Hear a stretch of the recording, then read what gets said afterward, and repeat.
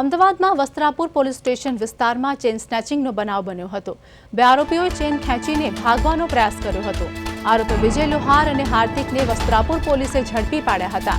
પૈસાની જરૂરિયાત હોવાના કારણે ચેન સ્નેચિંગનો પ્રયાસ કર્યો હતો। આરોપીઓ નશાનું સેવન કરતા હોવાનું પણ સામે આવ્યું હતું। વસ્ત્રાપુર પોલીસે ગુનો નોંધીને વધુ તપાસ પણ હાથ ધરી છે।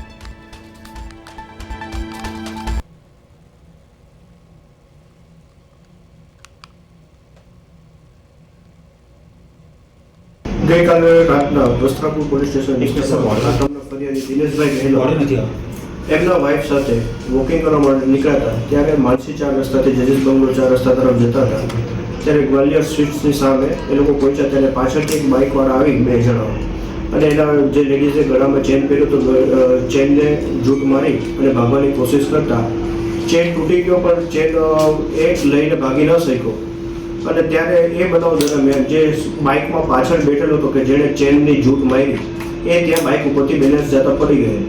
એટલે ત્યારે પબ્લિકના માણસોએ આરોપીને પકડી અને પોલીસને બોલાવતા પોલીસે જઈ આરોપીને હસ્તગત કરી પોલીસ સ્ટેશન લાવી ફરિયાદની વિગત પ્રમાણે મુજબ ફરિયાદ લઈ અને આમાં જે અન્ય આરોપી હતો, જે આરોપી પકડાઈ ગયો એની પૂછપરછમાં એની સાથે જે અન્ય આરોપી હતો અને ભાગી ગયો હતો એની વિગત લઈ અને એમને રાઉન્ડ અપ કરી અને બંને આરોપીઓને પોલીસ સ્ટેશને લાવી અને હાલમાં એની વધુ તપાસ ચાલુ છે।